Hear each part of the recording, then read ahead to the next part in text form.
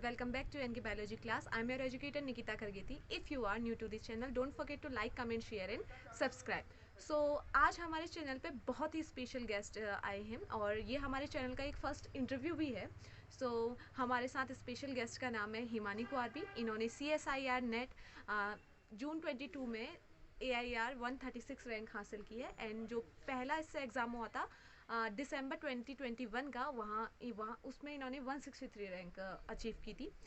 हिमानी, मेरा first question ये है कि जब आपका रिज़ल्ट आया, आपने रिज़ल्ट देखा होगा, तो आपको कैसा लगा, आपको कैसी कैसी फीलिंग आई?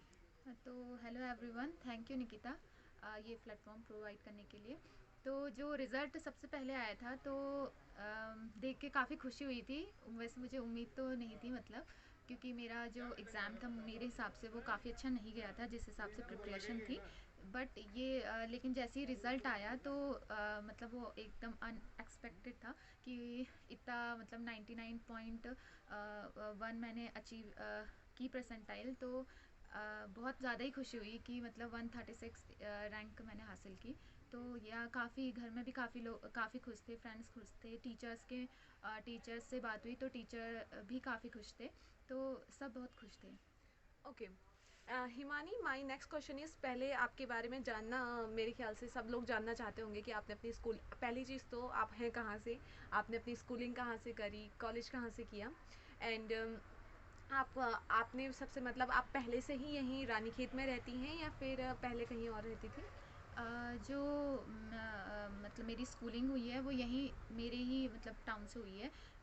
क्या बोलते हैं, चिन्नौला से, गवर्नमेंट हायर सेकेंडरी स्कूल चिन्नौला से ही हुई है. और जो मेरी ट्वेल्थ हुई है बेसिकली वो मिशन इंटर कॉलेज रानीखेत से ही हुई है. और जो मैंने कॉलेज किया है बेसिकली BSc और MSc वो मेरा यहीं के कॉलेज से, रानीखेत के कॉलेज से, गवर्नमेंट PG कॉलेज रानीखेत से ही मैंने कंप्लीट किया है. अभी वैसे फोर्थ सेमेस्टर का हमारा रिज़ल्ट आया नहीं है, तो मतलब एग्ज़ाम हो गए हैं. तो अभी यहीं से किया है और मेरा होम टाउन भी यही था. बाहर से मतलब सारी चीज़ मैंने यहीं से की है, मतलब रानीखेत से ही की है. Okay. Now my next question is, जब रिज़ल्ट आया तो आपकी मम्मी पापा, आपके भाई बहन, क्या रिएक्शन था उनका? सब काफ़ी खुश थे. पहले मम्मी पापा को बताया तो मम्मी पापा भी काफ़ी खुश थे. और भाई बहन को बताया तो वो भी काफ़ी खुश थे. ओके. मुझे याद आ रहा है हिमानी का जो पहला रिएक्शन था, जब इसका रिजल्ट आया था तो हमें पता चला था, रात को आया था वो, आई फर्स्ट थिंक वाला, हाँ. फर्स्ट वाला, दिसंबर वाला. दिसंबर वाला. तो रात को जब रिजल्ट आया तो हमें पता चला कि हिमानी का क्वालिफाई हो गया. और जब हिमानी की बहन को पता चला था तो उसने ये भी कहा था कि अच्छा क्वालिफाई हो गया, उसे विश्वास सा नहीं आया था. And now my next question is, आपने रिजल्ट का आपका रॉ स्कोर किया था आउट ऑफ 200? जो इस बार का जो था हमारा जून 22 का, तो वो जो उसमें जो रॉ स्कोर है वो इतना अच्छा नहीं था. मतलब इवनिंग शिफ्ट थी, लेकिन ये था कि मैंने 102 के आसपास मतलब मेरा रॉ स्कोर हुआ था. तो इतना अच्छा, काफ़ी अच्छा नहीं रहा क्योंकि मैंने पहले ही बोला कि एग्ज़ाम मेरा अच्छा नहीं गया था. मेरे हिसाब से मेरा एग्ज़ाम अच्छा नहीं गया था. लेकिन ये था कि मतलब कहना था टीचर्स का भी कि इवनिंग शिफ्ट थोड़ा टफ थी, इसकी वजह से कहीं ना कहीं मतलब नीचे जाएगी कट ऑफ. तो मतलब उस टाइम पे इतना विश्वास नहीं था. लेकिन जब जैसे ही स्कोर कार्ड आया तो फिर परसेंटाइल के हिसाब से लगा कि हाँ शायद हो जाएगा. क्योंकि परसेंटाइल में जो मेरी परसेंटाइल थी वो 99.01 थी. तो इसके हिसाब से जैसा कि पहले के साल से होता आ रहा था कि कट ऑफ इतनी जाएगी एक्सपेक्टेशन के हिसाब से, तो मतलब एकदम एश पे थी कि हो भी सकता है और नहीं भी हो सकता JRF. लेकिन एज अ गॉड किस से ओके. तो हो गया. Okay Himani, my next question is, basically distribution होता है A section, B section and C section. तो जब डिस्ट्रीब्यूशन उसमें आपका जो बेसिकली एग्ज़ाम का रिजल्ट आपने देखा तो सबसे ज़्यादा आपका स्कोर किस में था, A में, B में या C में? तो मेरा सबसे ज़्यादा जो स्कोर रहा इसमें जून वाले में, तो वो सेक्शन C में रहा. उसमें मेरी 99.5 परसेंटाइल बनी. और उसमें मेरे को लगा कि काफ़ी अच्छा स्कोर किया मैंने. और उसके मतलब C सेक्शन की वजह से ही शायद ये अचीवमेंट मिली, मतलब 136 रैंक ऑल इंडिया. तो या C सेक्शन बहुत ज़्यादा अच्छा गया था. हाँ, वैसे भी कहते हैं कि सी सेक्शन एक ऐसा सेक्शन होता है नेट में जो नया पार भी लगा सकता है और नया डुबा भी सकता है. So my next question is Himani, आपका जो basically A B and C section था, आपने स्टार्टिंग किससे की, A सेक्शन से स्टार्ट की थी या फिर B एंड या C सेक्शन से? तो जो मैंने एग्ज़ाम में जो जिस हिसाब से मैंने अटैम्प्ट किया था, तो पहले तो थोड़ा नर्वसनेस थी ही, लेकिन ये था कि मैंने 20 सेक्शन से स्टार्ट किया, क्योंकि वो जैसा कि हमको पता ही है कि मेमोरी बेस्ड होते हैं सारे क्वेश्चन। तो मैंने 20 सेक्शन से पहले स्टार्ट किया, फिर देन मैं सी में गई और एट लास्ट मैंने ए सेक्शन अटैम्प्ट किया था। Okay, so my next question is Himani, ये जर्नी कैसी थी आपकी, आपने की प्रिपरेशन जर्नी, आपका जो बेसिकली आपने या क्योंकि ये एग्ज़ाम क्वालिफाई करने का 1 मंथ से तो ये स्टार्ट हो नहीं सकता है, इसके लिए काफ़ी मेहनत की ज़रूरत पड़ती, तो आप कहीं पे रुकावटें भी आई होंगी, तो आपकी ये जर्नी कैसी थी? ये जर्नी मेरी ऐसा कहूँगी कि काफ़ी अच्छी रही। जब हम लोग एमएससी में आए थे, तो मतलब टीचर्स का भी सपोर्ट था पहले से ही, और फैमिली का तो सपोर्ट था ही, और फ्रेंड्स जो थे मतलब कॉलेज के टाइम पे एज अ फ्रेंड्स का जो सर्कल था बेसिकली हम लोगों का, तो मुझे लगता है कि उस सर्कल के उस बेसिस से भी मतलब बहुत ज़्यादा हेल्प हुई इस एग्ज़ाम को क्लियर करने में। तो जो प्रिपरेशन थी वो मैंने बेसिकली अपने सेकंड सेम से ही स्टार्ट की थी। देन उसके बाद फिर अभी एज एज अ मतलब ईयर के हिसाब से कहूँ तो 1 साल लगभग मतलब मैंने दिया इस एग्ज़ाम को। ओके, सो बेसिकली ये एग्ज़ाम ऐसे ही क्वालिफाई नहीं हो सकता, आपको काफ़ी मेहनत करनी पड़ेगी। So my next question is, basically जो नेट की स्टार्टिंग थी, वो कहाँ से की, मतलब आपने uh, आपको किसी ने बताया कि ये नेट करना चाहिए नहीं करना चाहिए, आपको पता कैसे चला सी एस आई आर तो नेट के बारे में? तो जो नेट के बारे में मुझे पता चला था वो बेसिकली जब हम बीएससी लास्ट ईयर में थे, तो वो मुझे अपने टीचर्स के थ्रू पता चला था कि टीचर्स जो थे वो मतलब उन्होंने कहा कि बेटा अगर आप लोग एमएससी कर रहे हो तो साथ साथ में आप नेट की प्रिपरेशन करो, क्योंकि एज अ सिलेबस देखे तो हल्का फुल्का मतलब मैच तो होता ही है। ठीक है, तो मतलब कहीं ना कहीं टीचर्स का सपोर्ट था, और फिर थोड़ा ये था कि पहले से था कि मतलब रिसर्च के फील्ड में जाना है, तो इस इस के हिसाब से तो नेट एकदम कंपलसरी क्वालिफिकेशन हो जाती है कहीं ना कहीं आगे, अगर आपको रिसर्च के फील्ड में जाना ही है तो। ये था कि टीचर्स से भी पता चला, और जो अदर मीडिया है जैसे कि यूट्यूब से, तो इससे तो हेल्प मिलेगी। Okay, now my next question is, क्योंकि मैं पूरा तैयार के करके आई हूँ कि मुझे क्वेश्चन पूछने क्या क्या हैं, कोई भी क्वेश्चन मिस नहीं होना चाहिए, क्योंकि ये वीडियो जो भी देख रहे होंगे उन्हें काफ़ी हेल्प मिलेगी, तो मैं पहले से क्वेश्चन तैयार करके आई हूँ। सबसे ज़्यादा आपने किस चीज़ पे ध्यान दिया था C S I R net की जब प्रिपरेशन आपने की, तो आपने किस चीज़ पे सबसे ज़्यादा ध्यान दिया, फोकस किस पे था आपका, मतलब आपका बेसिक थी सही था, या फिर आपने पहले स्टार्टिंग बेसिक से की फिर आप अदर बुक्स पे गए? बेसिक्स तो मुझे लगता है कि ठीक ही था थोड़ा। तो सबसे पहले जो मैंने प्रिपरेशन की थी वो बेसिकली मुझे पाथ फाइंडर सजेस्ट की थी टीचर्स ने, तो मैंने पाथ फाइंडर से थोड़ा मतलब ये था कि उससे भी थोड़ा बेसिक्स क्लियर करने में हेल्प मिली। फिर उसके बाद ये था कि स्टैंडर्ड बुक्स जो, क्योंकि क्वेश्चंस जो हैं उनका पैटर्न जो है अब पहले से थोड़ा थोड़ा मतलब चेंज होता जा रहा है, हाँ। मतलब तो इससे लगा कि मतलब ऊपर ऊपर पढ़ के ऐसा क्लियर होने वाला नहीं है, थोड़ा मतलब डीप जाना ही पड़ेगा। तो इसके लिए हमें स्टैंडर्ड बुक्स पे तो जाना ही पड़ेगा, तो पाथ फाइंडर के साथ साथ जो पीडीएफ अवेलेबल हो जाती हैं आजकल, तो उसमें से स्टैंडर्ड बुक जैसे कि डेब बायो के लिए हम लोग गिलबर्ट पढ़ते हैं, और प्लांट फिजियो के लिए तेज एंड जिगर। तो ऐसे ही मैंने मतलब जो जो यूनिट मैंने टारगेट की थी उनके लिए मैंने मतलब स्टैंडर्ड बुक्स भी प्रेफर करी थी। ओके, सो सिर्फ और सिर्फ आप सोचेंगे कि आप सिर्फ यूट्यूब से पढ़ लें या फिर एक बुक लें, उससे नहीं होने वाला है, आपको कुछ स्टैंडर्ड्स बुक्स भी लेनी पड़ेंगी, क्योंकि सी एस आई नेट का जो पैटर्न है वो काफ़ी यूनिट मिक्स होके भी आ रहा है। आप सी एस हाँ। आई नेट जैसे पहले आता था एक यूनिट आती थी और एक यूनिट से क्वेश्चन बनता था, लेकिन अब 3-4 यूनिट मिलके एक क्वेश्चन बन रहा है, तो सी एस आई नेट अब आगे चल के इतना ईजी होने वाला है नहीं। सो माई नेक्स्ट क्वेश्चन इज़, आपने कितनी यूनिट टारगेट की थी?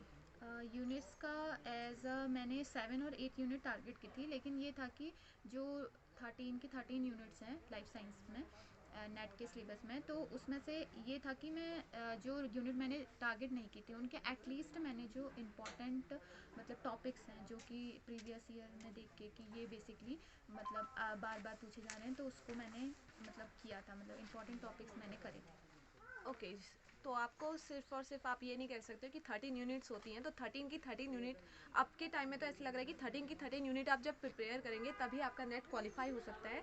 एंड उसमें भी हिमानी ने जो किया था, इन्होंने 7 यूनिट तो बहुत अच्छे, 7 और 8 यूनिट बहुत अच्छे से तैयार की थी, लेकिन बाकी जो बची हुई यूनिट थी उन्हें भी इन्होंने छोड़ा नहीं, उसमें जो इंपॉर्टेंट टॉपिक थे उन्हें प्रिपेयर करके वो गई थी। Himani, my next question is, preparation जब आपने इसकी स्टार्ट की थी तो सबसे टफ चीज़ क्या थी? टफ़ तो ये था कि एमएससी और बेसिकली नेट की प्रिपरेशन, क्योंकि मैं बॉटनी डिपार्टमेंट से हूँ, तो ये था कि कहीं ना कहीं जो सिलेबस है वो मतलब ज़्यादा तो मैच नहीं होता, लेकिन जैसे प्लांट फिजियो का है, थोड़ा सेल बायो का है, थोड़ा जेनेटिक्स का है, तो ये इनके जो कुछ टॉपिक्स हैं वो मैच हो जाते हैं, लेकिन एज अ पूरा सिलेबस मैच होना तो वो नहीं है बेसिकली अभी जो हमारा सिलेबस है करंट यूनिवर्सिटी का। तो इसमें मतलब दोनों को बैलेंस करके चलना, और साथ साथ में असाइनमेंट और कॉलेज के पेपर्स हो गया, इन चीज़ों को साथ में लेके चलना, ये थोड़ा कहीं ना कहीं टफ था, क्योंकि कॉलेज भी अटेंड करने थे, नेट की प्रिपरेशन भी साथ में चल रही थी। तो इन दोनों को साथ में लेके चलना यही एक थोड़ा टफ टास्क था मेरे लिए। तो लेकिन ये था कि धीरे धीरे करके मैंने दोनों को मतलब हैंडल किया, दोनों को ही टाइम दिया, और मतलब आज 136 रैंक साथ साथ में लेके तो ये हो ही गया। ओके, तो बेसिकली हिमानी ने कॉलेज के साथ ही साथ नेट की भी प्रिपरेशन करी, और वहाँ पे कॉलेज के असाइनमेंट्स हो गया, प्रैक्टिकल्स हो गए, क्योंकि प्रैक्टिकल्स ज़्यादा टफ होता है, क्योंकि प्रैक्टिकल में आपको पूरा का पूरा अपना टाइम देना पड़ता है, सारी फाइल्स तैयार करनी पड़ती है, वो भी पूरी कंप्लीट की थी, एंड नेट की भी बहुत अच्छे से तैयारी की थी। और साथ ही साथ कहीं टीचर्स का भी सपोर्ट था हाँ। कि उन्होंने काफ़ी मोटिवेट किया, जैसे कि हमारे जो टीचर्स थे, Aarti ma'am, Tanuja ma'am and Komal Komal ma'am, Gupta Gupta ma'am, ma'am, HOD H ma'am. Ma'am, उन्होंने भी काफ़ी मोटिवेट किया था।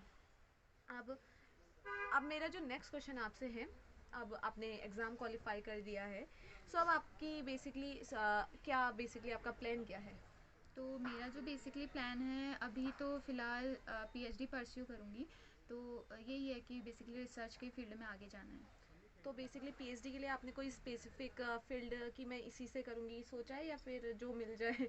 नहीं, ऐसा नहीं है, जैसे कि मैं एमएससी बॉटनी से ही हूँ, तो मेरा ये है कि पहले से ही इंटरेस्ट था बॉटनी में, प्लांट्स में, तो ये है कि प्लांट से ही रिलेटेड फील्ड में मैं जाना चाहूँगी, और प्लांट से ही रिलेटेड कोई रिसर्च मतलब होगी तो मैं उसी को चूज़ करूँगी। ओके, एक क्वेश्चन मेरा छूट गया है कि जब आप एग्ज़ाम सेंटर में गए, और ये मेरे ख्याल से हर बच्चे का होगा, क्योंकि ये चैनल मेरा जो है वो 11th 12th की भी प्रिपरेशन करवाते हैं, तो क्वेश्चन ये है कि बेसिकली जब आपने एग्ज़ाम हॉल में गए, तो सबसे ज़्यादा डर भी लगता है एग्ज़ाम हॉल में एंट्री करके, तो क्या स्ट्रेटेजी थी? उस टाइम पे स्ट्रेटजी तो मेरी ये थी कि मतलब काम रहना है बहुत ज़्यादा, मतलब शांत रहना है, और बेसिकली फोकस रहना है उस टाइम पे, मतलब माइंड को ऐसे डाइवर्ट नहीं करना है कि आगे क्या होगा या रिज़ल्ट कैसा होगा, मतलब होगा भी नहीं होगा, तो ये मतलब बिल्कुल एकदम माइंड से मतलब हटा देना है। आपको सिर्फ ये सोचना है कि मैंने अपना 100% देना है, आपको अपना 100% देना है। आप जो भी आपने की है, आपकी एक साल की मेहनत, आपकी उस 3 घंटे मतलब आपकी साल की मेहनत वो 3 घंटे में पता चल जाएगी। तो आपको मतलब काम रहना है, बहुत ज़्यादा पेशेंस के साथ वहाँ पे जाना है, और उसके बाद अच्छे से मतलब क्वेश्चंस जो हैं अगर आपको अच्छे से पढ़ने हैं, इफ़ अगर आपको समझ में नहीं आ रहा है तो आप क्वेश्चन को 2 बार पढ़े, 3 बार पढ़े, लेकिन अच्छे से पढ़ के, और मतलब एकदम काम रह के पेपर देना है, कि जैसे कि हम लोग स्कूल के एग्ज़ाम्स देते हैं वैसे ही, मतलब आराम से काम होके मतलब पेपर देना है। ये स्ट्रैटेजी तो बेसिकली CSIR नेट के स्टूडेंट्स के लिए भी है, और जो बच्चे मुझे देख रहे हैं, या 9th 10th 11th 12th के स्टूडेंट्स, उनके लिए भी है, क्योंकि एग्ज़ाम हॉल में जाके एक चीज़ होती है कि बच्चों को बहुत जल्दी डर लगने लगता है, पेपर हाथ में नहीं आता उससे पहले डर लगता है, तो उससे क्या होता है कि पेपर बहुत बुरा जाता है। तो आपका ध्यान सिर्फ ये होना चाहिए कि मैंने जो पढ़ा है वो मैं अच्छे से दे के आऊँगी, और बहुत अच्छे से मैंने अपना एग्ज़ाम देना है। सो हिमानी, एक क्वेश्चन काफ़ी हमारा हो चुका है कि आपने कैसे अपनी तैयारी की, अब कुछ आपके बारे में कि आपकी हॉबीज़ क्या है? मेरी हॉबीज़ जो है लिसनिंग म्यूज़िक है, और गार्डनिंग है, और कुकिंग है, तो ये मेरी जो हैं कुछ मेन हॉबीज़ हैं जो मतलब मैं करती रहती हूँ अपने खाली टाइम में। तो यही बेसिकली। ओके हिमानी, आपका कोई फेवरेट सॉन्ग? मेरा फेवरेट सॉन्ग ऐसा तो कुछ है नहीं, मतलब अरिजीत सिंह के मुझे ओके, काफ़ी अच्छे लगते क्योंकि लोग कहते हैं कि जो टॉपर्स होते हैं वो पढ़ते नहीं है, या फिर जो पढ़ने वाले बच्चे होते हैं और चीज़ों पे ध्यान नहीं देते, टॉपर्स का ध्यान सिर्फ और सिर्फ अपने उसमें होता है, तो ऐसा नहीं होता है। आप हर चीज़ में मूवी भी देखते हैं, लेकिन सबका स्पेसिफिक एक टाइम होता है, हैं। हर एक आपको टाइम को डिवाइड करना पड़ता है। और वैसे भी मैं टॉपर नहीं हूँ, यही मुझे कह रही है टॉपर, मैं मतलब ऐसे ही स्कूल के टाइम से ही मतलब एवरेज रही हूँ, ऐसा बिलो एवरेज भी नहीं थी, मतलब एवरेज रही हूँ, ना एकदम टॉपर ना एवरेज, मतलब मेंटेन करके रखा है, तो बस यही है। हाँ, ये हम ये कह सकते हैं कि टॉपर मैं इसलिए कह रही हूँ क्योंकि हमारे यहाँ कंपटीशन में अगर होता है तो वो इसी के साथ कंपटीशन होता है, हिमानी के साथ। सो हिमानी, आई थिंक सबका सब जितने भी मेरे चैनल में देख रहे होंगे आपकी वीडियो, आई थिंक उनके सारे क्वेश्चंस की क्वेरी हो गई होगी. लास्ट सजेशन सबके लिए for CSIR students, for board exam students. तो CSR नेट के स्टूडेंट से जो आने वाले एग्ज़ाम में बैठने वाले हैं, तो मैं उनसे यही कहना चाहूँगी कि बस फोकस होकर पढ़ाई कीजिए, हार्ड वर्क कीजिए और अपना 100% दे के आइए और सब गॉड पे छोड़ दीजिए. रिज़ल्ट मतलब आपका पेपर, अगर आपकी मेहनत सच्ची होगी तो आपको फल भी मतलब अच्छा ही मिलेगा. तो यही है कि बस फोकस होके पढ़ाई कीजिए, हार्ड वर्क कीजिए, बस वही है. अब बस आपको सफल ये है कि रहिए. आपको मेहनत नहीं छोड़नी है, आपको हाँ. बस अपना बेस्ट देना है. Okay, so thank you so much Himani, आपने इतना टाइम दिया हमारे स्टूडेंट्स के लिए. आई होप, मैं आशा करूँगी कि आप जहाँ भी जाओ तरक्की करो. And thank you so much everyone. आप सब लोगों ने पूरा टाइम दिया, हमारे पूरे इंटरव्यू को ध्यान से सुना. Thank you so much thank everyone. You. Thank और अगर ये वीडियो पसंद आई हो, so Himani, you. Please like, subscribe and comment. Thank you so much everyone.